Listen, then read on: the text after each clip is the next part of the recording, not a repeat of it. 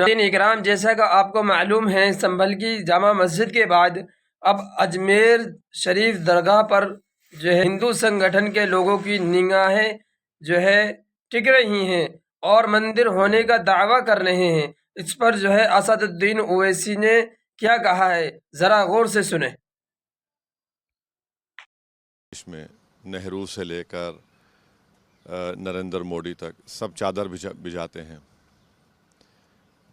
South Asia में जितने हमारे नेबरिंग कंट्रीज़ है उनसे ऑफिशियल डेलीगेशन जाता है वहाँ पर।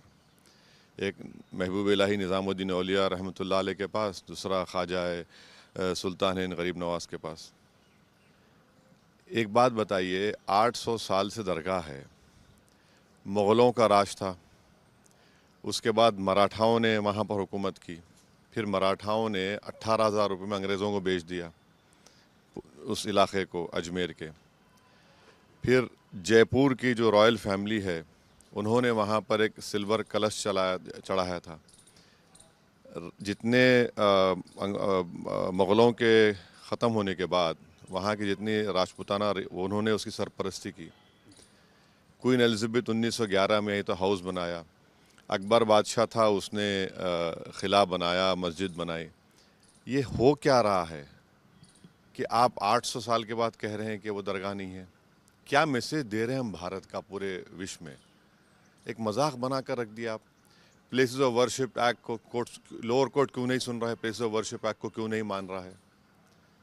तो इससे तो आप तो देश को एक सोशल प्रॉब्लम्स क्रिएट करेंगे और ये ठीक नहीं है देश के लिए। ये किसकी वजह से हो रहा है सर? जो हिंदू संगठन है, जो वहाँ लोग गए थे, 20 तारीख को इसको लेकर के सुनवाई है, आपको क्या लगता है किसकी वजह से तमाम चीज़ें हो रही? इन तमाम का ताल्लुक आरएसएस बीजेपी से है। अगर डायरेक्टली नहीं है तो इनडायरेक्टली है। आप क्या मैसेज देना चाह रहे हैं? आपने देख लिया संभल में क्या हुआ, 5 लोगों की मौत हो गई। ये इतनी बड़ी पुरानी दरगाह है, पूरी वर्ल्ड रिनाउंड दरगाह है ये, जहाँ पर करोड़ों लोग बिला लिहाज मज़हब मिल्लत वहाँ पर जाते हैं।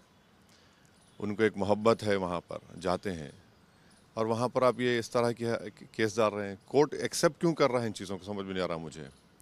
दिल्ली से लॉयर्स लाकर डालते हैं, तो इस रुकेगा कहाँ फिर ये? जो राम मंदिर बाबरी का जजमेंट आया था, मैं उस वक्त से कह रहा हूँ कि सुप्रीम कोर्ट ने जो फैसला दिया आस्था की बुनियाद पर दिया, जो गलत है।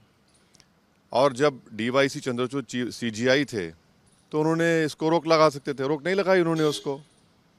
वो खुद जजमेंट लिखे राम मंदिर का, जिसमें कई जजेस भी थे, जिसमें उन्होंने प्लेसेस ऑफ वर्शिप एक्ट को कहा कि बेसिक स्ट्रक्चर का हिस्सा है।